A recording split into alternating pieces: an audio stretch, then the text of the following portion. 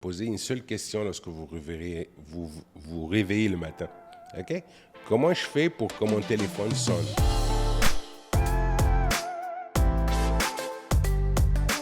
Si ton cabinet, c'est pas une famille pour toi, là, change de cabinet.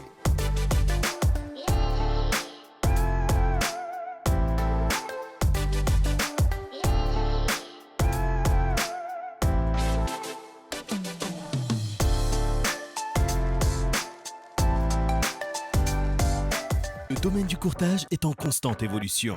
Dans une ère technologique où le changement est presque assuré et inévitable, il faut plus que jamais rester à jour et s'adapter aux tendances innovatrices de notre domaine. Vous voulez apprendre des meilleurs courtiers hypothécaires et immobiliers du Québec? Vous voulez devenir un leader dans le courtage? Voici le podcast qu'il vous faut. Les courtiers du Québec avec Seroujane Kenishalingam. Bonjour tout le monde, j'espère que vous allez bien. Les courtiers du Québec, un autre épisode simplement pour vous. Aujourd'hui, j'ai la chance d'être avec Riyad Trigui, un grand maître dans le courtage hypothécaire. On va beaucoup apprendre. Riyad a plus de 20 ans d'expérience dans le courtage, 17 ans en tant que gestionnaire. Il est justement gestionnaire chez les architectes hypothécaires, vice-président pour la province du Québec.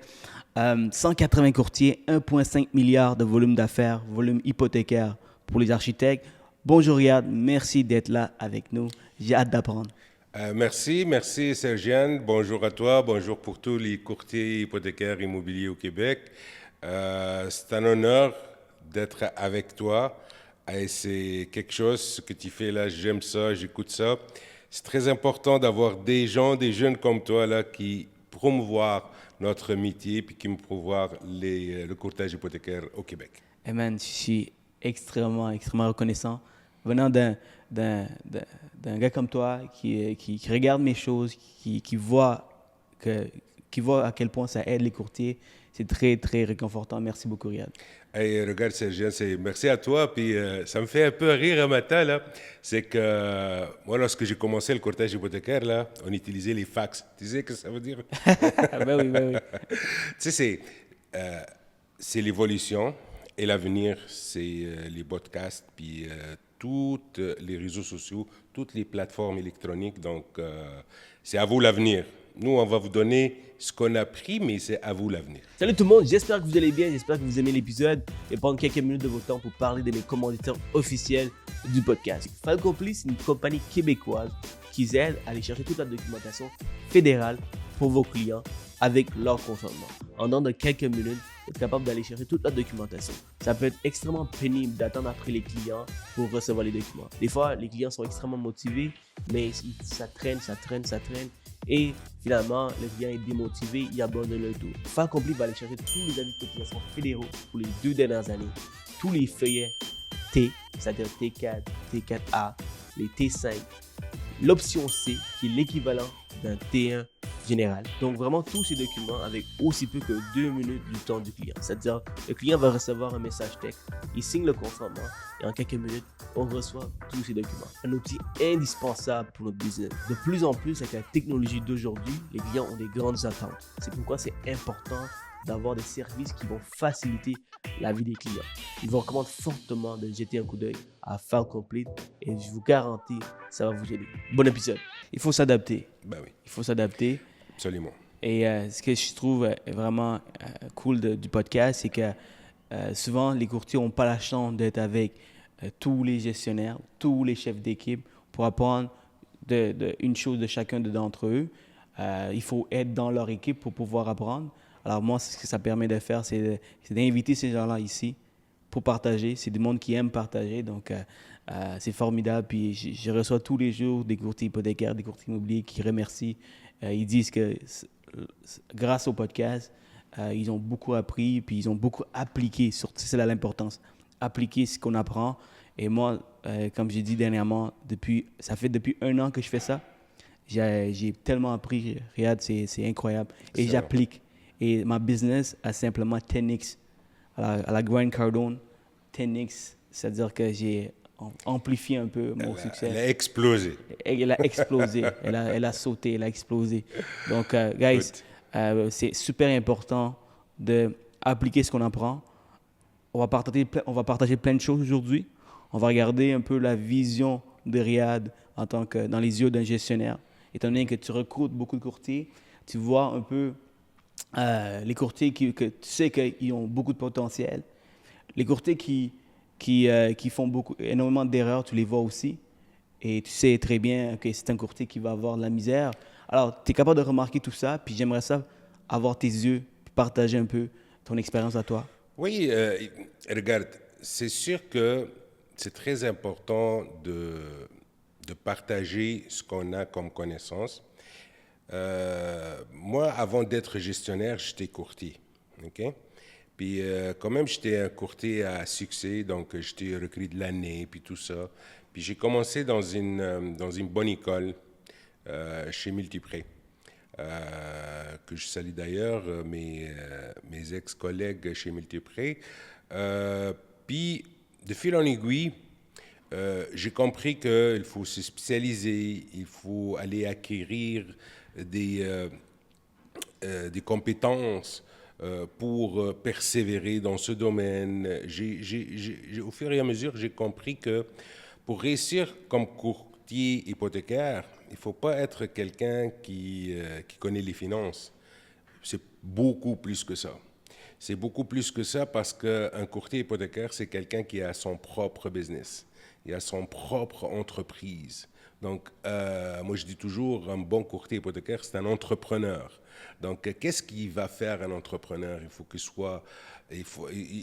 soit, qu'il connaisse, tu sais, le core business, c'est le courtage hypothécaire.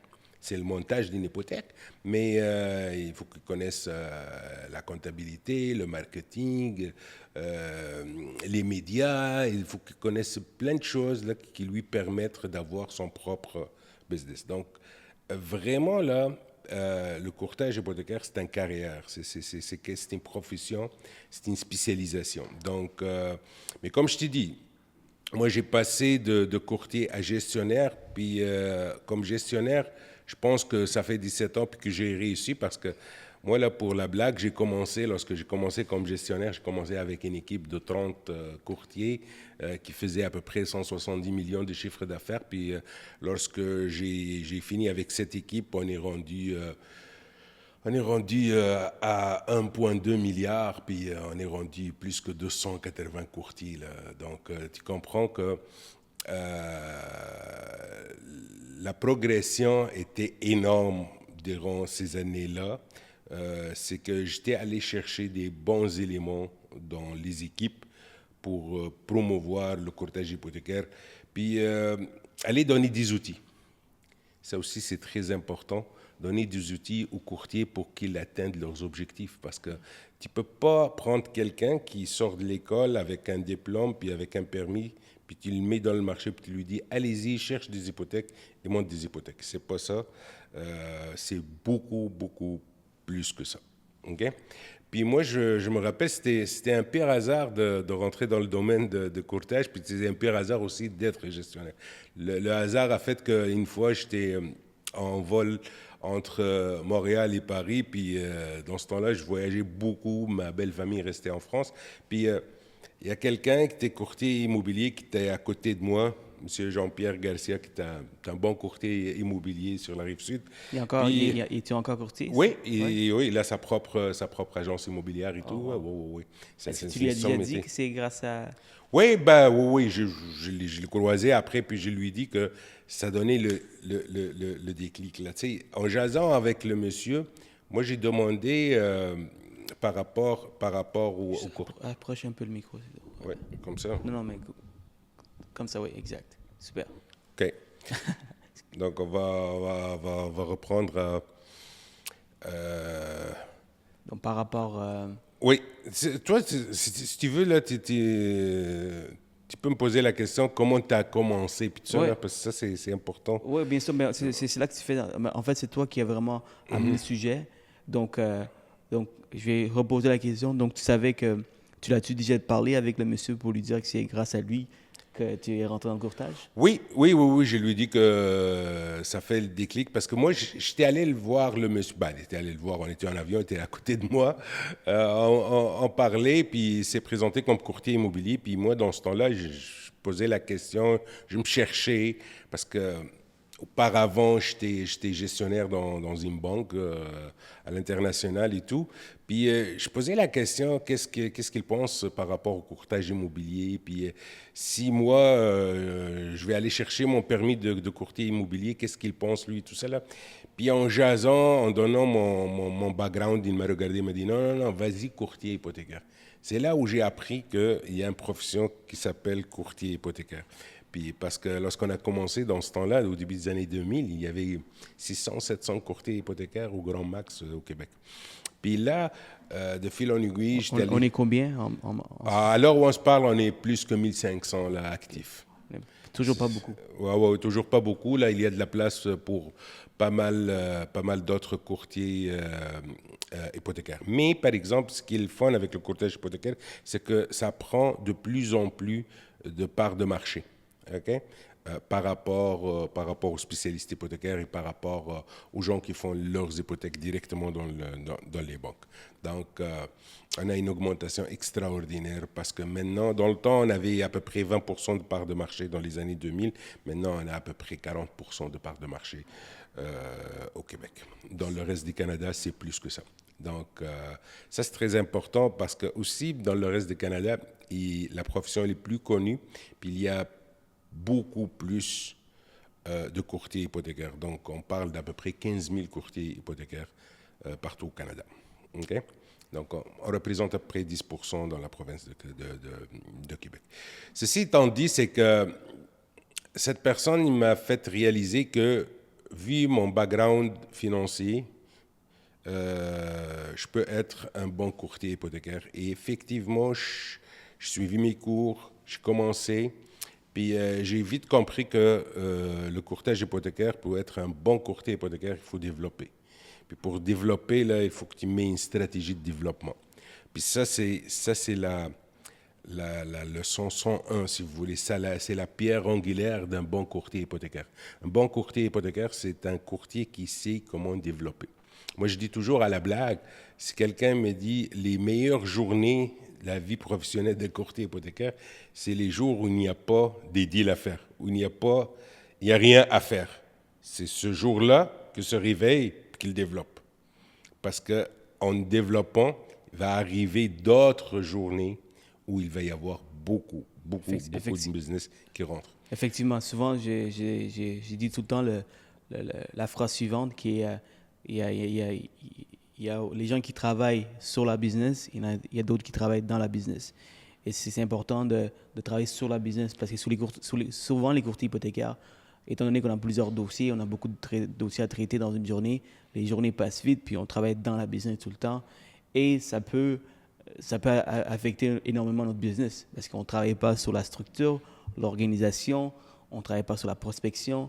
Donc, c'est important de faire les deux, avoir une balance. Donc, quand on a des journées mortes, il faut faire la prospection, comme tu dis. En fait, le courtage hypothécaire, il y a deux choses qui sont très importantes. Moi, je dis toujours à la blague, notre profession, c'est comme un train. Là. Un train, là, ça prend deux rails. Il y a les rails, puis il y a le train. Il y a le développement des affaires, puis il y a les connaissances hypothécaires, si tu veux, là, les connaissances des produits. Là. Ouais. Donc, le produit et les développements. Parce que si tu développes et tu ne connais pas tes produits, tu ne peux rien faire. Parce que si tu développes et tu as des clients qui t'appellent ou des clients qui arrivent, mais tu ne peux pas livrer, ça, c'est pas bon. Mais si tu connais tous les produits, mais il n'y a personne qui t'appelle, ça bon aussi, c'est pas bon. Moi non plus.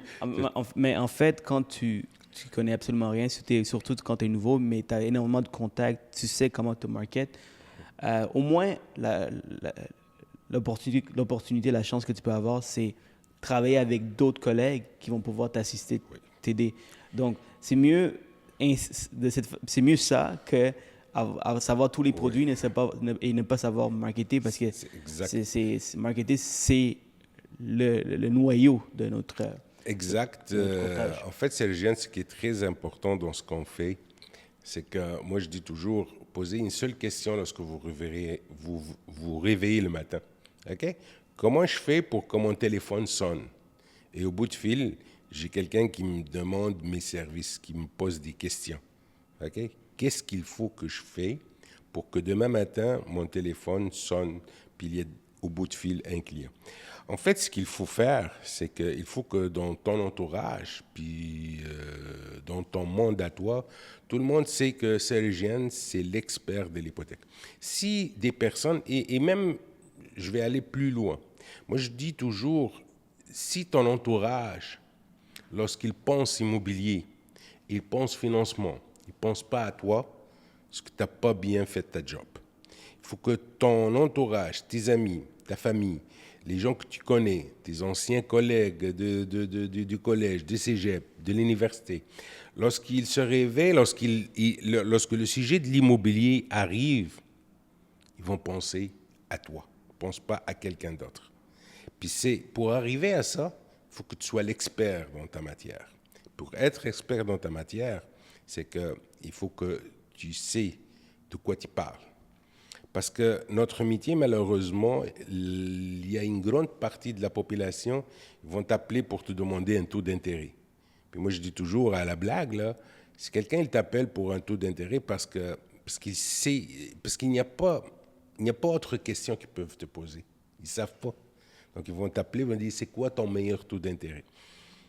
Et c'est là où toi, là, tu vas répondre autrement, là, sans répondre directement à ce chiffre-là, parce que le taux d'intérêt, c'est un chiffre. Là. Tout le monde peut donner le chiffre. Tu sais, le taux d'intérêt, ça varie entre 0,90 jusqu'à 18. OK? Mais c'est quoi votre projet? OK? Ah, acheter une maison. OK. C'est quoi votre objectif? OK? Quel genre de maison que tu vas acheter? Tu sais, dans 5 ans, tu vas être où? OK? Dans 3 ans. Tu sais, en sachant qu'est-ce que tu fais dans la vie, puis comment tu vois la vie, là, je peux te dire c'est quoi votre meilleur produit. Mais, comme j'ai dit à l'avant, il y a quoi? Plus que 100 produits hypothécaires sur le marché. Il faut que tu saches au moins 80% de ces produits-là, comme il faut. Parce que, ça se peut que je vais me répéter là aujourd'hui, mais il faut que tu sois l'expert. Il faut que tu aies une valeur ajoutée. Pourquoi je fais affaire avec toi? Si tu n'as pas cette valeur ajoutée, pourquoi je fais affaire avec toi? Moi, je cherche la valeur ajoutée. Donc, le reste, là, c'est sur Internet. Tu sais qu'aujourd'hui, le monde, dans une transaction immobilière ou une hypothécaire, passe 80% du temps d'une transaction, ils vont le passer devant leur ordi. Donc, ils vont aller chercher l'information. Maintenant, toi, tu vas arriver et te dire, oui, vous avez raison, monsieur le client, mais ça, c'est pas bon pour vous. C'est bon pour d'autres circonstances. Tu sais, je vous donne un exemple. Tu sais, parfois, les gens, ils vont t'appeler, puis, c'est quoi votre meilleur taux d'intérêt? Mais qu'est-ce que vous achetez? Ah, j'achète un quadriplex, là, j'ai ma maison, puis j'achète un quadriplex pour investissement. Ah, OK. Puis pourquoi tu cherches le meilleur taux d'intérêt? Ça se peut-tu qu'aller chercher un taux d'intérêt avec un cashback, donc le taux d'intérêt va être plus élevé que le taux que tu vois annoncé partout, mais tu vas aller chercher un cashback de 5% sur un achat de 800 000. Ça se peut-tu que c'est plus le fun pour vous? Un 40 000 $ que vous allez l'utiliser comme fait de levier pour une autre fois, ou pour faire des rénaux, ou pour optimiser votre quadriplex. Il faut aussi ajouter que les intérêts sociétés locatifs sont déductibles d'impôts. C'est exactement ça. Le client a toute une raison de payer plus cher. Regardez, ce que je veux dire, c'est exactement ça, mais ce que je veux dire là, si on le met dans sa généralité, c'est quoi le projet? C'est quoi votre objectif? Puis c'est de là où le courtier va donner la meilleure solution. Parce qu'arriver à un client qui sait que malheureusement c'est le taux d'intérêt, c'est que puis toi tu arrives puis tu vas majorer le taux d'intérêt de 2% ou 2,5%, là, il va figer pour 3 secondes, mais après ça il va vite comprendre que c'est meilleur pour lui. Il y a plein d'autres... Ça m'amène à un autre sujet qui est très important, c'est la spécialisation. Un bon courtier hypothécaire, c'est un courtier qui se spécialise. Okay? Je donne un exemple. Quelqu'un qui spécialise dans le travailleur autonome, quelqu'un qui spécialise dans les premiers acheteurs, quelqu'un qui spécialise dans les redressements de dette. Consolidation de dette. Consolidation de dette. Quelqu'un qui spécialise dans les, comme je dis, les petits plex, les travailleurs autonomes. Moi, je me rappelle... Le financement alternatif, excuse-moi de te couper, il y a aussi le financement alternatif, financement privé, commercial, investissement plex, comme tu as dit, travailleurs autonomes, premiers acheteurs, investissement étranger, investissement étranger. Il y a plein de spécialisations. Ouais. C'est important de se spécialiser, puis si vous demandez c'est quoi le type de spécialisation, on vous a nommé plusieurs, donc il y en a énormément. Puis la spécialisation aussi, ça te permet de développer dans ta spécialité. Moi, je me rappelle, au début, là, je faisais beaucoup les prêts pour travailleurs autonomes. Ouais. Parce que j'ai vite compris que c'est plus facile pour moi de faire affaire avec des gens qui me ressemblent. Puis ça aussi, c'est une autre affaire qui est très importante. Donc, l'immigrant en moi était allé chercher dans le marché des immigrants. Puis je me rappelle très bien que à Montréal, dans les années 2000, la majorité des chauffeurs de taxi étaient des immigrants. Donc moi, ce que je faisais chaque jour, dans mon 2 heures de développement d'affaires, chaque jour, je vais aller des stands de chauffeurs de taxi, puis je donne ma carte. Puis je dis, regardez, vous pouvez acheter, même si les revenus nets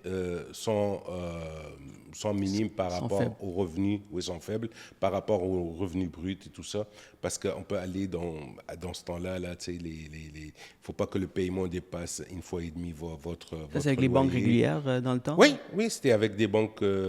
traditionnelles? Oui, traditionnelles. On ne parle pas des banques alternatives? Non, je ne parle pas des banques alternatives, je parle je pense que le produit est encore existant, là, Alt-A. Okay. Mais il y avait des conditions, c'est les conditions au fil des années qui ont changé. Mais le Alt-A existe. Donc, de fil en aiguille, je suis rendu un spécialiste dans le Alt-A avec ces gens-là. Puis j'en ai fait des dizaines et des dizaines d'hypothèques pour ces gens-là. Ces gens-là sont heureux. J'ai rendu des personnes heureuses. Puis je faisais comme faut ma job pour les banques et pour l'assureur. Donc, c'est à vous de trouver votre spécialisation et à vous de trouver votre niche de développement. C'est super important. Un autre exemple que je peux vous donner, c'est spécialiser dans des cadres de métier, des pompiers, des policiers, des infirmières, des infirmiers, docteurs. Il y a la caisse de l'éducation, la caisse de santé. Il y a plusieurs caisses. Puis imaginez, eux, ils se spécialisent là-dedans, ils ont une succursale, donc ils font que ça, donc ils ont du succès. Pourquoi pas vous aussi? Oui, regardez. Vous aussi, vous pouvez juste faire ça puis avoir du succès. Juste travailler avec des infirmiers, parce que les infirmiers, ils font énormément d'argent. Alors, ça peut être intéressant pour vous. Regardez, il y a tellement de choses à faire en spécialisation. Donc, il y a tellement d'exemples qu'on peut donner. Moi, ce que je dis toujours, c'est que c'est à vous de trouver où vous vous sentez à l'aise, puis où vous comprenez très, très bien votre produit. Les refinancements, il y a beaucoup des collègues qui spécialisent dans les refinancements. Refinancement. Oui. Refinancement, consolidation de dette. Oui. Aller chercher pour l'investissement. L'investissement, donc refinancer pour acheter, refinancer pour... Souvent, il y a certains professionnels qui vont faire les assurances, les placements, plus le courtage hypothécaire. Donc, ou dans votre équipe, vous avez des conseillers financiers, donc travailler pour refinancer, pour placer de l'argent dans la bourse, ça peut être aussi intéressant. Il faut faire attention, il ne faut pas donner des conseils si vous ne pratiquez pas le métier, mais ça peut être intéressant. Oui, ça t'amène à un sujet très important, que c'est le 360, OK? C'est que moi, là, je pense que chaque courtier hypothécaire doit être... doit y avoir accompagné, doit y avoir dans son cercle de professionnels de travail, des professionnels. Donc, c'est un travail qui se fait en équipe, avec des courtiers immobiliers, avec des planificateurs financiers, avec des conseillers en financement personnel, avec des comptables, avec des notaires, avec des évaluateurs et des inspecteurs. Donc, c'est un tout. Si tu n'as pas Comme j'ai dit tantôt, si alentour de vous, il parle de l'immobilier, il faut qu'il pense à toi. Puis dès qu'il pense à toi, toi, tu vas vulgariser, puis tu vas expliquer le processus d'octroi d'une hypothèque ou de l'achat d'un condo, l'achat d'un immeuble. Puis tout le temps, tu vas dire, regarde, vous avez besoin d'un nivellateur, tiens, voilà. Vous avez besoin d'un inspecteur, tiens, moi je travaille avec lui, j'ai confiance en lui. Comme lui, il va faire la même chose. Il va dire, vous avez besoin de financement hypothécaire, appelez Cérégien, je le connais, j'ai fait affaire avec lui, on travaille ensemble. Ça, c'est très, très, très important. Il faut savoir aider les autres pour pouvoir, pour que les autres vous aident, en fait. Regarde, le mot aider, moi je dis toujours, il faut comprendre votre client. OK? Ouais. Moi, je dis toujours à la blague, là, un bon courtier hypothécaire, c'est la mère Teresa. Okay? C'est la compassion. La mère Teresa, c'est la compassion, mais il faut qu'il soit un stratège, que ce soit un Wilson Churchill, un stratège. Il faut qu'il soit persévérant, tu sais, persévérant. Un Nelson Mandela, tu comprends quelque chose? Il faut qu'il soit un bagarreur, il défend son dossier comme il faut avec les banques, parce qu'il comprend un bagarreur comme Jean Chrétien, genre, là, tu sais. Il faut avoir que lorsque tu prends un dossier, dès le départ, tu comprends où tu vas le placer, puis comment tu vas le placer, puis c'est quoi les avantages qu'il a le client lorsqu'il fait affaire avec vous. Ça, c'est très important. Fariad, tu as parlé beaucoup du courtage, d'un bon courtier hypothécaire, c'est quoi les aptitudes qu'il doit avoir. Maintenant, parlons de la gestion. Étant gestionnaire, je ne reçois pas tous les jours, un gestionnaire, le vice-président pour la province du Québec, pour les architectes hypothécaires qui gèrent 180 courtiers. Il y a beaucoup de nouveaux courtiers qui nous écoutent, qui ont même pas encore, qui sont même pas dans le courtage encore. Ils sont en train d'étudier et c'est important de choisir un bon cabinet. Un bon cabinet de courtage, il y en a plusieurs. Il y en a qui sont très populaires, il y en a qui sont moins populaires. Donc, selon toi, c'est quoi un bon gestionnaire? Et ma deuxième question qui suit, c'est en tant que courtier hypothécaire, comment il devrait faire pour choisir un bon cabinet? Un bon gestionnaire, là, il doit être 6 pieds 3, 250 livres, puis chauve, avec un accent. Ça, c'est un bon gestionnaire. Ça, c'est un bon gestionnaire. T'élimines tout le monde, là. T'élimines pas mal tout le monde. Non, regarde, moi, je pense que passer de à peu près 80 courtiers à 180 courtiers, passer de 500 millions à 1,5 milliard en dedans de 4-5 ans, je vais faire ma 5e année bientôt le mois d'avril, donc je suis pas pire gestionnaire, je pense. Humblement, je dis ça, évidemment. Maintenant, quelqu'un qui cherche un cabinet hypothécaire, moi, je pense qu'il y a quatre paramètres très importants. Prenez des notes, les amis, prenez des notes. 4 paramètres très importants.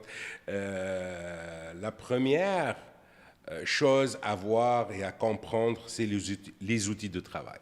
Les outils de travail. Donc, oui, c'est avec quel logiciel ils vont travailler, c'est quoi leur CRM. CRM, c'est la gestion de relations clients, la GRC en français.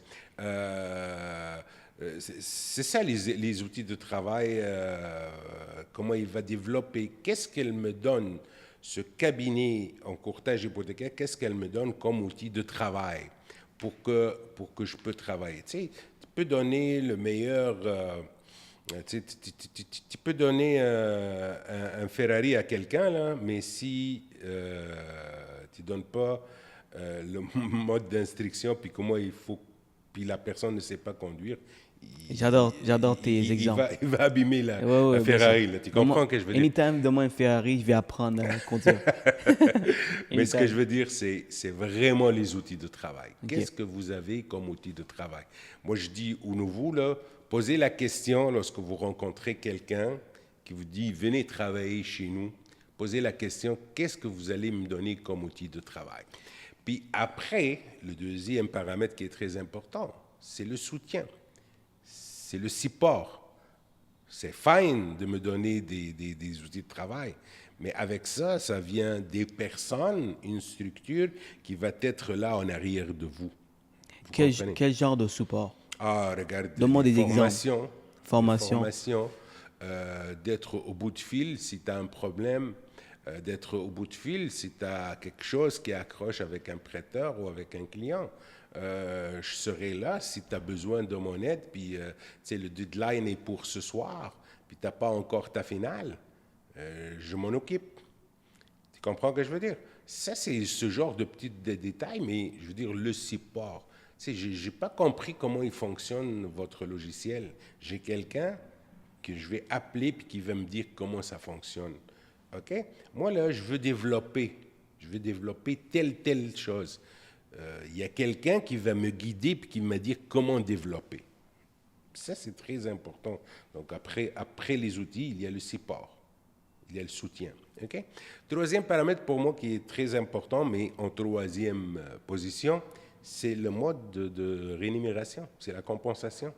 Parce qu'il y a des disparates dans le marché, mais il faut que vous compreniez comment ça fonctionne lorsque vous commencez.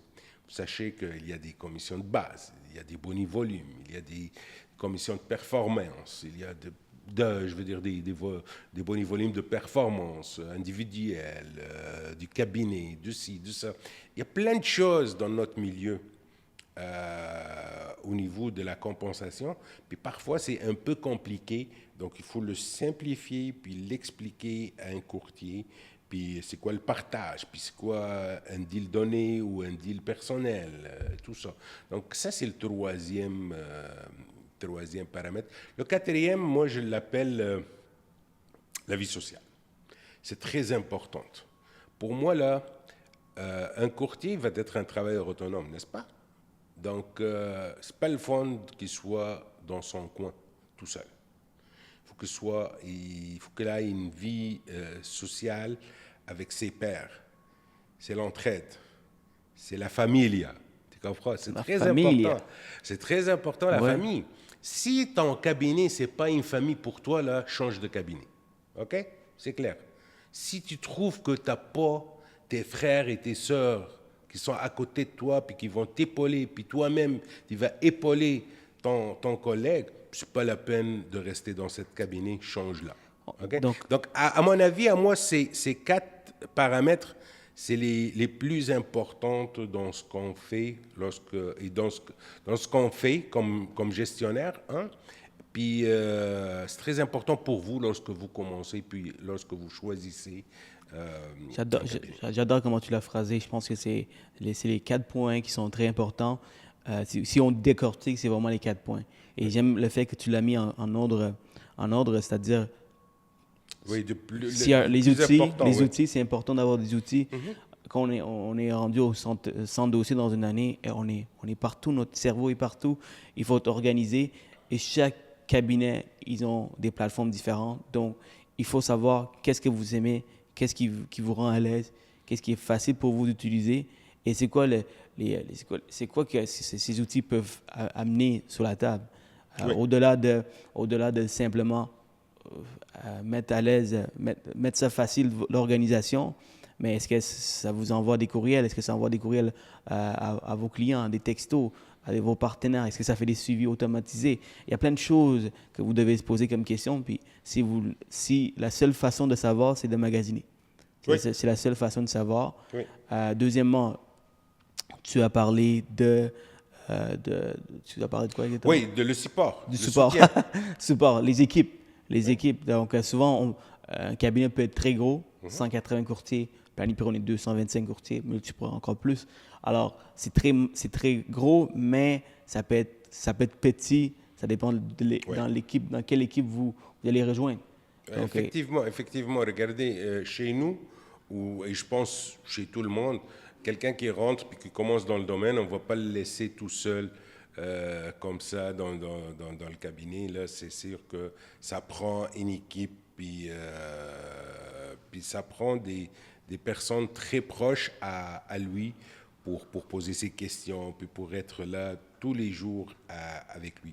Mais moi, là, je voulais aborder aussi l'autre facette, là, si tu me permets. Sergiane, c'est que tu m'as dit, un bon gestionnaire ou le cabinet, puis c'est quoi les paramètres. Aussi, là, moi, je dis toujours aux courtiers qui rentrent chez nous, avant de signer ton inscription, puis avant que tu sois courtier à part entière chez nous, là, moi, j'ai une question pour vous. Là. Qu'est-ce que tu vas faire? Comment tu vas développer? Admettons là, que demain matin, tu as ton permis. Comment tu vas développer? Ça, c'est la chose la plus importante. Ça, c'est la question, moi, je dis toujours à la blague, la question qui tue. Là, Et selon toi, par expérience, est-ce qu'il y a beaucoup qui ont la bonne réponse? Est-ce qu'il y a beaucoup qui ont... Je pense que les personnes, il y a personne qui a la réponse, il n'y a pas une bonne réponse pour tout le monde, OK? Mais je pense que moi, je détecte toujours des débuts de bonnes réponses chez les gens. Donc, quelqu'un qui va me parler de développer avec ses proches, quelqu'un qui m'a parlé de développer dans une communauté, quelqu'un qui me parle de développer avec des courtiers immobiliers, quelqu'un qui me parlait maintenant, beaucoup des jeunes comme toi qui me parlent qui vont développer électroniquement, là, avec les réseaux sociaux et tout ça. Tout ça, là, c'est des bonnes réponses.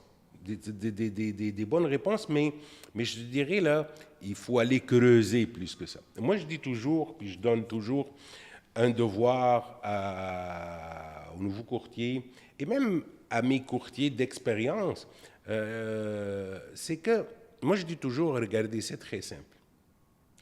On est dans la profession où on gagne bien notre vie. On ne va pas se le cacher. C'est un métier où le monde gagne bien leur vie. OK? Ouais.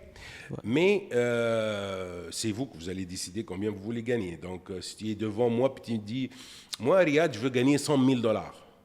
Fine. Excellent. OK. 100 000 $, là, tu vas travailler dans la grande région de Montréal. La moyenne des hypothèques, il est à 250 000. On s'entend, là, admettons que tu travailles un peu Rive-Sud, Rive-Nord, première, deuxième couronne. On va dire 250 000 pour faire un chiffre rond, puis on fait des calculs. Ça donne 40 dossiers par année. Faire 40 dossiers par année, là, ça veut dire à peu près entre 3 et 4 dossiers par mois. Ça, c'est à peu près un dossier par semaine. OK. Comment je vais aller chercher mes 4 dossiers le mois de janvier? Comment je vais aller faire? Qu'est-ce que je vais faire? Je développe où? Ah, OK. Moi, là, sur les 40 dossiers que je vais aller chercher par année, il y en a 10 qui vont venir des courtiers immobiliers. Fine. 10 courtiers immobiliers. Donc, combien de courtiers immobiliers tu commences? OK. Peut-être un. Non, je ne pense pas qu'il y ait un courtier immobilier d'expérience qui va te donner 10 dossiers ta première année. Mais peut-être tu vas aller chercher 3 ou 4 courtiers immobiliers que chacun va te donner 2-3 dossiers. Puis, by the way, cherche pas les gros courtiers immobiliers qui ont 50 inscriptions. Vas-y, avec qui commence avec toi ou qui ont commencé il y a 6 mois. Comme ça, tu vas aller chercher... Très bon conseil, ça. Tu vas aller chercher ce que tu veux. Tu vas aller chercher tes 10 dossiers annuels du courtage immobilier. Souvent, ces courtiers immobiliers, en parenthèse, Riyad, c'est très bon ce que tu as dit, ces courtiers immobiliers, ils n'ont pas vraiment de contact, surtout eux qui commencent. Donc, c'est ton moment pour avoir ces courtiers à toi, seul. Puis c'est une relation win-win. C'est gagnant-gagnant. Le courtier immobilier qui commence, lui aussi, cherche du business. Ouais. Donc, toi, tu vas l'appeler, hey, by the way, j'ai une préqualification. En autant que toi, tu te dis, écoute, tu te dis à toi-même que cette personne n'a pas énormément de contact, il commence, mais lui aussi, tu peux lui dire, écoute, moi aussi, j'ai personne là. Alors, c'est bon pour toi aussi d'avoir un courtier hypothécaire qui va te référer à la business. Oui. Donc si on continue dans la même logique, on a déterminé qu'on a dit qu'on a 10 qu'on va aller chercher d'un courtier immobilier. On va dire qu'on a 10 qu'on va chercher de nos proches. Donc, ça, je reviens à ma notion d'expert dans mon entourage. Moi, je me rappelle, dans les années 2000, il y avait, maintenant, je pense qu'il y en a des dizaines, mais dans ce temps-là, il y avait une seule café tunisienne, parce que, by the way, je suis d'origine tunisienne, à Montréal. Tout le monde à cette place-là, là, dans ce club-là, là, savent que Riyad Trigui, c'est l'expert en immobilier et en hypothèque. Et comment tu l'as fait? C'est ça. Je rentre, je donne ma carte. On parle d'un match soccer, puis entre-temps, je dis, hey, by the way, là, avez-vous vu le bloc là au coin, il a été vendu à tel prix. Alors, le monde, ah ouais, même s'il ne l'achète pas, il n'en a rien à foutre des blocs aux autres. Mais non, on va amener le sujet de l'immobilier. On va amener, hey, savez-vous que vous pouvez refinancer? Ah, comment ça on peut refinancer? Oh, c'est facile. Tu as le droit à telle chose. Avec l'argent excédentaire, on fait. Savez-vous que le taux d'intérêt a baissé? Toi, tu as ton hypothèque il y a 3 ans, il est à 4. Maintenant, le taux il est rendu à 2. Tu sais-tu que tu peux refinancer? Ah, by the way, il y a une pénalité. Puis là, t'embarques. Puis si, puis ça. Même si lui, là, il n'y a pas dans sa tête, pas en tout de refinancer, il va parler à quelqu'un d'autre samedi soir, là, tu sais. Dans ma tête à moi, c'est trop un peu bizarre d'approcher les gens puis de donner la carte, mais j'aime bien comment tu amènes le sujet. Tu amènes le sujet de l'immobilier avant de pouvoir parler de toi. Si tu rentres dans les salles, tu dis « Hey, moi, je suis courtier hypothécaire, tiens avec les cartes, évidemment. » Il faut avoir vraiment un dynamisme extraordinaire pour pouvoir le faire, mais sinon, ça va être difficile. Non, moi, je me rappelle, regarde, le monde, ils vont... À certains moments, maintenant c'est le monde, maintenant, c'est tout le monde qui vient me voir, ils vont me parler de l'immobilier ou de l'hypothécaire. À un moment donné, c'est ça qui arrive. C'est ça, c'est ça ce que je veux dire. Tu sais, déterminez qu'est-ce que vous voulez. Détermine ton... Moi, je me rappelle, une collègue à moi, elle m'a dit toujours, « Riyad, moi, je veux faire 130 000 $ par année. » Non, je dis, pourquoi pas 150 ou 100? Non, non, c'est 130. Puis faire 130, ça me prend 1, 2, 3, 4, 5. Déterminez votre plan, votre business plan, déterminez votre plan d'action. OK? Je veux 100 000 $, c'est quoi ton plan d'action? Puis applique-le avec une discipline. Puis en cours de route, tu t'ajustes. Si tu trouves... Moi, lorsque j'ai commencé dans ce domaine, il y avait les cold calls. Tu prends le téléphone puis t'appelles. Puis je me rappelle, comme hier, il y avait un monsieur, dans ce temps-là, je ne reviens pas, le monsieur, il fait 100 appels par jour.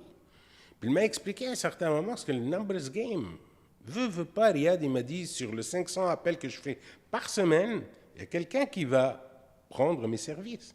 Tu comprends? Maintenant, moi, je ne peux pas faire ça. Les cold calls, j'aime pas ça. Puis je ne le fais pas. Donc, moi, dans mon plan, il n'y a pas de cold call. Il y a d'autres choses.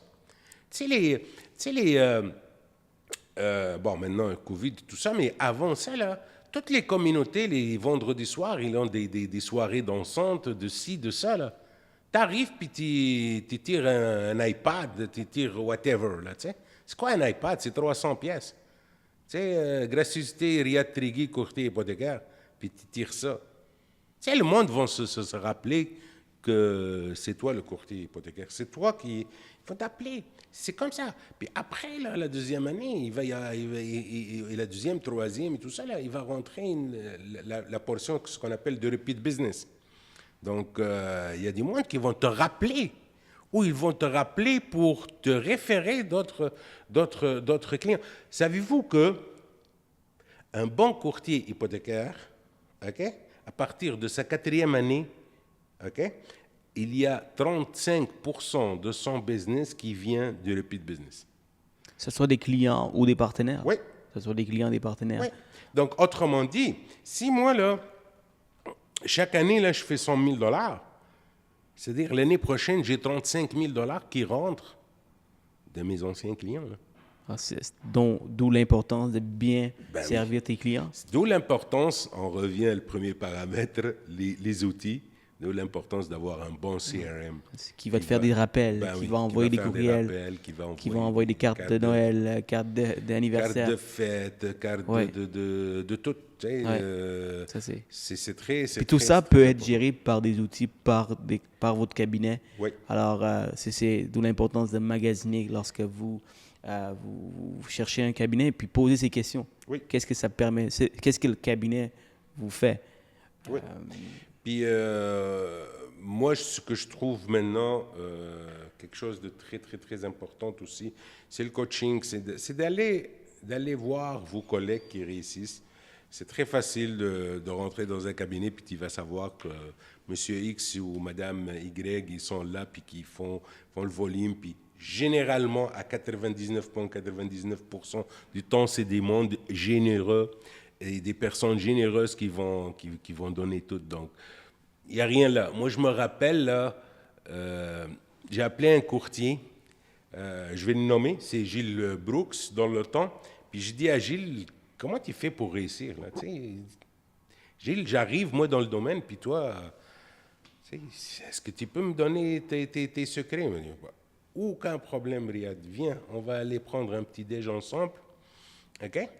Puis je te donne mes trucs. Voilà qu'est-ce que je fais, voilà comment je fais, voilà.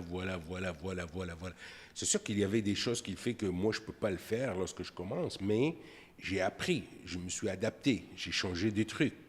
C'est comme ça qu'on développe. Puis vous allez voir, je dis toujours aux nouveaux, là, vous allez voir, vous allez vous réveiller un jour, puis en se regardant le matin au miroir, tu dis, hey, tabarnouche, là, c'est ça mon carrière, je vais être courtier hypothécaire à vie. Je ne changerai pas mon métier pour 4-5 millions de dollars. Regarde, je ne la changerai jamais, moi, là. Je vais finir comme courtier hypothécaire, comme gestionnaire dans le courtage hypothécaire. Tu comprends? C'est très... Moi, je trouve que c'est parmi les rares métiers qui sont très valorisantes. Donc, quand on dit valorisant, étant donné que je fais énormément de financement alternatif privé, c'est du monde qui sont désespérés, il y a des investisseurs, il y a du monde qui veulent consolider. Donc, souvent, c'est des gens qui se sont fait dire non par les banques, par les courtiers même. Alors, obtenir une solution, pouvoir acheter leur propriété avec des solutions alternatives, financement privé, pour eux, c'est, même s'ils payent un peu plus cher, ils payent une prime pour pouvoir faire ça. Pour eux, il n'y a pas de prix pour ça. Puis ils sont extrêmement...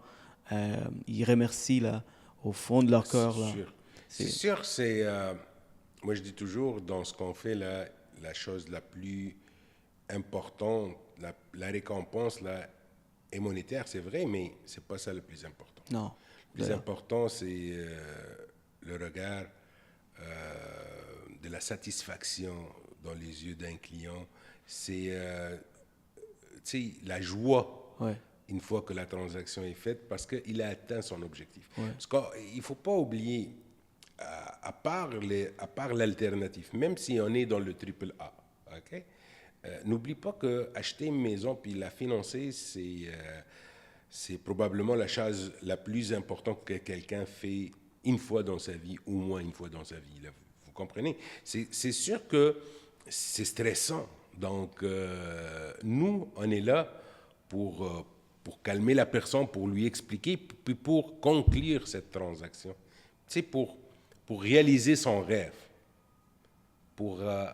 Nous, en fait, ce qu'on fait, moi, je dis toujours, mon métier, c'est l'accompagnement de quelqu'un à atteindre un objectif. Il n'y a pas plus valorisant que ça, là.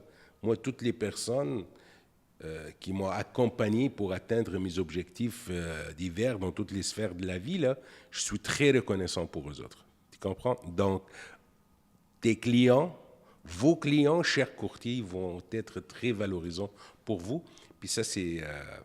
moi, là, je pense que... Moi, je carbure, en tout cas. Moi, je carbure à ça. Puis je pense que les courtiers, la grande majorité des courtiers carburent à ça aussi. Absolument. Puis je pense que, tu sais... Puis le fun avec ça, quelques milliers de dollars. Ben oui, je pense à ça, là.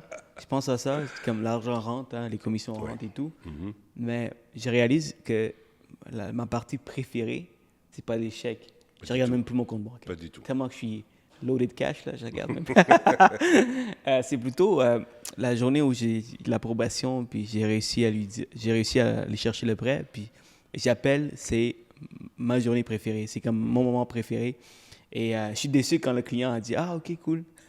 Merci. » Et j'attends une réaction des clients. Donc, c'est mon moment préféré. Donc, c'est extrêmement valorisant comme métier. J'échangerai pour absolument rien du tout. Même le courtage immobilier, ça ne m'intéresse pas. Pour les courtiers immobiliers, je suis désolé. J'adore ce que je fais. Alors, vous voulez pas que je rentre dans l'autre côté, je vais prendre tout votre business. Donc, excellent. Puis, tu sais, étant gestionnaire, j'ai une autre question pour toi. Je pense qu'il y a du monde de ton calibre qui nous écoute aujourd'hui, prendre quelques trucs, quelques conseils qu'ils peuvent appliquer, évidemment. Des chefs d'équipe, des présidents, des cabinets qui peuvent nous écouter aujourd'hui. Donc, un conseil pour eux, pour être un bon conseiller. Là, c'est sûr que c'est pas... Je donne pas des conseils à mes collègues. Là, ils savent ils sont bien, bien. Mais je suis dans la pensée que chacun peut apprendre Oui, quelque chose oui, de l'autre. c'est sûr. Alors, il y a de la place pour amélioration. Puis, Oui. un gars comme toi qui a énormément d'expérience, je pense que ça vaut la peine d'écouter. Donc, regarde, comment que tu as fait pour passer de 80 courtiers il y a 5 ans quand tu as commencé pour les architectes et il était rendu à 180 courtiers, puis évidemment, ça va continuer à monter. C'est quoi un bon gestionnaire puis pour un autre gestionnaire qui nous écoute aujourd'hui? Oui, en fait, regardez, pour répondre à cette question, il faut qu'on comprend, c'est qu'un cabinet hypothécaire fonctionne avec ses courtiers. Les courtiers sont la colonne vertébrale d'un cabinet hypothécaire. Okay? La colonne vertébrale. Ouais, c'est la pierre angulaire. Il n'y a pas autre chose parce que c'est une société de service. Moi, je rends service à mes courtiers. Maintenant, comment aller chercher les bons éléments? Comment aller chercher... j'ai des noms en tête, là, ils ont passé de zéro, ils ont commencé, puis dedans, à sa deuxième année, l'exemple que j'ai en tête, sa deuxième année a fait 25 millions de chiffre d'affaires. Comment passer à un gars qu'en 2 ans, il a pu faire 25 millions par année, t'sais? Puis je pense que sa moyenne était de 17 millions. Donc, tu sais, c'est huge, c'est big, mais comment cette personne a pu faire ça? Donc, qu'est-ce que tu veux dire en moyenne 17 millions puis 22 millions après? Tu veux dire comme quand il a joint votre cabinet? Oui, sa première année a fait 10 millions. OK. Sa deuxième année a fait 25 millions. Mais comment aller trouver? Comment aller trouver? Moi, là, ma job, c'est comment aller trouver ces gens-là. OK? Puis, une fois que je l'ai, comment je l'encadre pour qu'il fasse ces volumes-là. OK? Comment aller le chercher? Je te dis, c'est que la chose la plus importante, le bassin qui est extraordinaire qu'on a, nous, c'est les DDH, c'est les spécialistes hypothécaires. Il faut aller voir ces gens-là, parce que moi, je dis toujours à blague, puis lorsque je commence à parler avec eux autres, je dis, vous êtes un médecin généraliste, mais moi, je suis un neurochirurgien.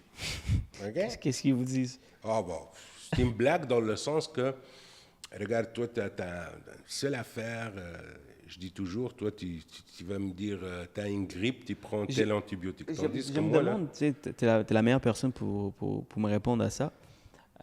Quelqu'un qui n'est pas convaincu. Ouais. Un spécialiste hypothécaire qui n'est pas convaincu que l'autre côté, c'est l'avenir. C'est quoi les objections qu'il a? Ah, c'est la crainte toujours. Tu sais, dans n'importe quoi, là, le monde, lorsqu'ils sont dans leur zone de confort, ils ont peur de sortir de leur zone de confort, tout simplement. Parce que lorsque tu es un spécialiste hypothécaire, puis tu fais 30 millions, puis la vie est belle, puis dans ton esprit, en arrière de toi, il y a la banque XY. Donc, c'est une grosse banque qui est bien établie. Donc, moi, j'arrive chez les gens, puis je représente telle banque. Tu parles pour la banque, en fait. Moi, je suis RBC. Moi, je suis CIBC. C'est ça. Tandis qu'un courtier, c'est...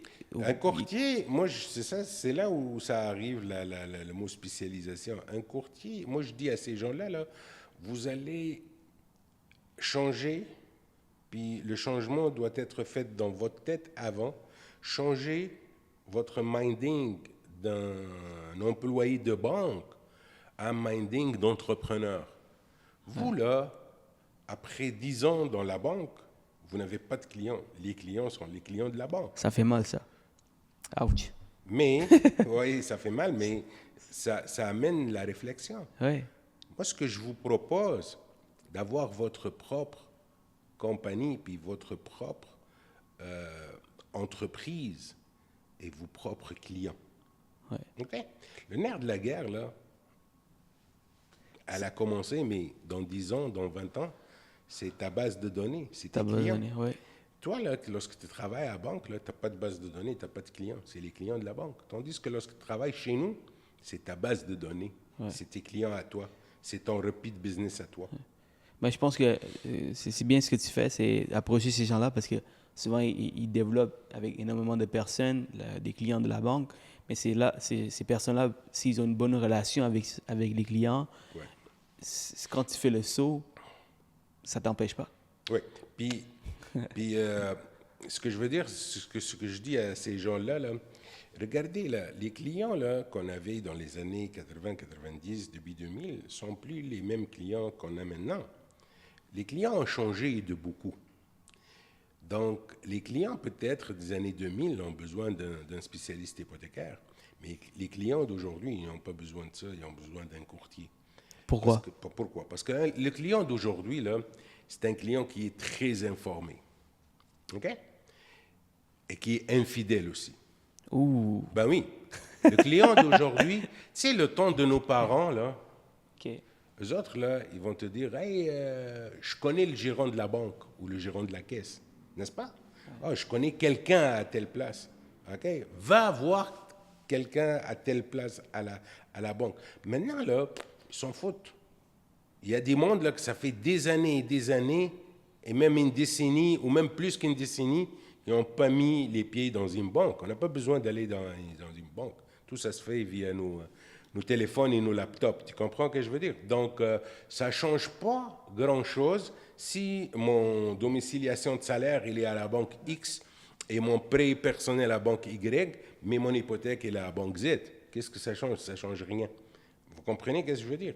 Et Donc, c'est très difficile de capter le client, c'est ça. garder le client. C'est ça. C'est comme, Oui. c'est comme la copine et le copain. C'est ça. Hein, Ça, il est sur Tinder, il a énormément de choix, donc pourquoi toi? Pourquoi toi? C'est ça, c'est un. Et troisième chose qui est très importante pour le consommateur de demain, là, c'est que lui, il veut ça hier, pas demain, pas aujourd'hui. Tu comprends ce que je veux dire? Le temps, c'est quelqu'un qui est habité par la notion du temps. Cette notion-là, les gens, il y a 20, 30, 40 ans, les gens n'étaient pas habités par la notion du temps. OK? Donc, demain, je vais faire ça. Demain. Tandis que maintenant, là, entre parenthèses, je donne un conseil à tous nos courtiers. Là. Moi, je me rappelle en 2001 ou 2002, j'ai perdu un dossier, puis j'oublierai jamais que j'ai perdu ce dossier-là. Parce que la personne, il m'a appelé à 10 heures le matin, puis je retournais l'appel à 4 heures de l'après-midi. J'avais une journée chargée. Je retournais mon appel genre après 5-6 heures. Tout bad. C'est fini. Il a passé à un autre appel. Tu comprends ce que je veux dire? Il a passé, puis il m'a dit, le client, regarde, vous m'avez pas répondu à midi, j'ai appelé quelqu'un, puis j'ai signé avec lui. Donc, ces clients-là, comme spécialiste hypothécaire, tu ne peux pas les avoir autant qu'employé de la banque. Mais ces genres de clients-là, tu peux les avoir en tant que courtier. Ça, c'est un. Et deux, qui est très important, c'est l'avenir. En parenthèse, juste bien comprendre, donc les clients qui peuvent attendre, tu dis que c'est plus le courtier hypothécaire qui pourra avoir ce type de clientèle? Parce que Non, ce que je veux dire, c'est que lorsque tu es à la banque, oui. et tellement tu as des dossiers qui rentrent, le succursale t'envoie, le site t'envoie, le site t'envoie, Oui. tu ne peux pas avoir une structure pour répondre vite à ces gens-là. Sauf si tu es au début et tu n'as pas beaucoup de... Tandis que lorsque tu es un courtier et d'expérience, tu as ton structure que tu vas retourner ton appel, parce que moi je dis toujours, les normes, en tout cas pour moi, dans ma tête à moi, les normes, c'est en dedans de 2 heures. Parce que n'oublie pas que le client est pressé, est stressé, puis il veut vider son sac avec quelqu'un. Donc, il faut que tu l'appelles tout de suite. Tu comprends? Maintenant, l'autre chose qui est très importante, c'est l'avenir du courtage hypothécaire. Au Québec, évidemment, on a vécu beaucoup de changements depuis maintenant 2 ans. On a vécu avant des changements, parce qu'on était considéré comme courtier immobilier. Après 2010, il y avait les deux professions, courtier immobilier, courtier Le taux de qualification augmenté. Oui, ça c'est par rapport à relation avec les clients, mais moi je parle plus par rapport par rapport à l'industrie comme telle, par rapport à tout le courtage hypothécaire. L'OASIC à l'AMF. Oui, de l'OASIC à l'AMF et tout ça. C'est des changements. Ça fait sortir les gens de leur zone de confort. C'est des nouvelles normes, les lois ont changé, plein de choses ont changé. Donc, un bon gestionnaire aussi, il faut qu'il s'adapte, puis qu'il comprenne comment ça fonctionne. Il faut voir aussi qu'est-ce qui s'en vient. L'autre grand changement là, qui s'en vient, c'est la technologie. Mais ça aussi, il faut s'adapter. Mais il ne faut pas s'alarmer parce que jamais un ordinateur va remplacer un courtier hypothécaire. C'est pas ça que Elon Musk te dirait? Non, non, moi là, je ne crois pas que ce genre de cabinet ou de modèles qui sont basés sur l'intelligence artificielle, puis les approbations automatisées, tout ça, là, je ne pense pas qu'ils vont prendre un part de marché énorme parce qu'il y a toujours quelque chose pour l'intervention humaine. Il y a toujours une place à l'intervention humaine. Donc, je dirais pour les 10 prochaines années, vous êtes safe. Après ça, on regardera. Oui. Mais même après ça, là, je pense que c'est des parts de marché. Là, c'est la spécialisation. C'est lorsqu'on sait que il y a à peu près 40% à peu près de travailleurs autonomes au Canada. Quelque chose comme ça, faire une hypothèque pour un travailleur autonome automatisé, là, je ne crois pas à ça. En fait, ce que moi je crois, c'est qu'il y aura toujours un marché pour du monde qui veulent que ça soit fait en ligne. Tout ce qu'ils ont besoin, c'est un taux. Et c'est pour ça, pour eux, il faut avoir des cabinets qui donnent uniquement un taux, un peu de service. Mais si tu veux vraiment de l'aide, un support, un coaching, donc tu as besoin d'approcher un courtier hypothécaire qui va prendre le temps de te le faire. Oui. Donc il y aura un marché pour les deux. Maintenant, c'est à vous de décider est-ce que vous avez assez de valeur pour pouvoir se spécialiser dans cette niche. Oui, parce qu'aujourd'hui, là, dans le temps, on parlait de beaucoup de services clients, OK? Ouais. Service à la clientèle et tout ça. C'est comme aujourd'hui, on ne parle plus de service à la clientèle, on parle de l'expérience client. Puis ça, il y a toute une nuance à faire entre les deux. Tu sais, service à la clientèle, c'est que, allô, oui, tu peux le faire, non, tu ne peux pas le faire, qu'est-ce que je peux faire à ça, Maintenant, c'est pas ça. Maintenant, comme je t'ai dit tantôt, là, c'est toi qui vas prendre, tu vas être à la place des clients, puis tu vas poser les questions, tu sais, les vraies questions pour avoir les vraies réponses, pour donner le produit adéquat, puis pour optimiser ton offre de service. Mm-hmm. L'expérience client, c'est comment tu le fais sentir, quoi, tout au long de la transaction. Alors, si tu dis au début que c'est une transaction, aller chercher un financement, c'est super stressant, mais tu le supportes aucunement dans tout le processus, c'est pas une bonne expérience qu'il a vécue.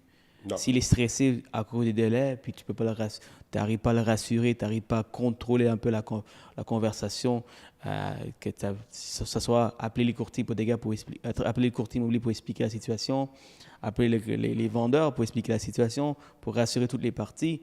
C'est là que tu développes une expérience. C'est là que tu fais sentir une expérience. C'est sûr que le suivi d'un dossier, là, c'est une chose très, très importante. Et surtout, comme je t'ai dit, c'est de rassurer tout le monde. Parce que n'oublie pas, tu travailles toujours à 360. Il y a d'autres intervenants.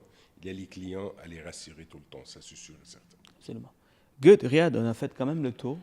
Je pense qu'on a abordé plusieurs sujets. C'est fini. On peut parler pendant très longtemps, Riyad. Avec ton expérience, il y a plein de choses à dire. On va garder ça pour une autre fois. On ne sait pas, peut-être qu'il y aura une autre fois. Oui, regarde. Merci Sergiane, de ton invitation. Merci pour tout ce que tu fais pour tes pairs, pour tes collègues. Et regarde, je serai toujours là. Si tu as besoin de quoi que ce soit, je suis là. Super. Merci Riyad. Puis même chose pour moi. Même chose avec moi. Donc, si tu as besoin de quoi que ce soit, je suis là pour toi. Et pour finir, Riyad, une petite question que je pose à tout le monde. Si tu avais un livre à recommander pour les courtiers qui nous écoutent, ça serait quoi? Et pourquoi? Un livre, regarde... tu me prends par surprise.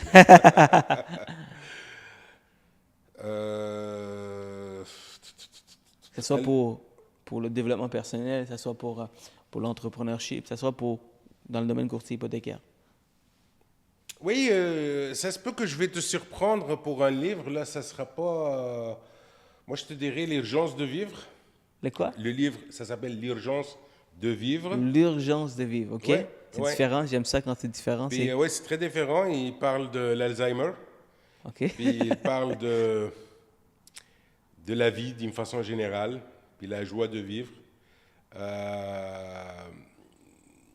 Regarde, la vie, là, c'est la chose la plus belle. Là. Tu sais, la vie est belle, OK? Il faut en profiter. Il faut être... comment te dire ça, là? Il faut donner à son prochain, ça c'est sûr et certain. Il faut partager tout. Il faut comprendre comment ça fonctionne, ce monde-là, là, abstraction faite des finances et tout. Il faut apprendre l'empathie. Là, vous allez travailler avec des êtres humains, donc ça c'est très très important pour moi parce que les chiffres, puis tout ça, puis les gains, puis les pertes, puis le bottom line, puis tout ça, là, ça c'est très facile. Il n'y a pas plus facile que ça. Les taux d'intérêt, il n'y a pas plus facile que ça. Mais les relations humaines, c'est quelque chose. Ça, c'est plus compliqué. Donc, moi, regardez les livres. J'aime beaucoup lire des livres là, qui amènent des réflexions. C'est ça ce que j'aime. J'adore. Merci, Riyad. Ça parle beaucoup de toi au-delà du courtier hypothécaire de gestionnaire. Oui, merci. Ça fait plaisir. Merci, Sergent. Donc, au prochain épisode, merci beaucoup, Riyad.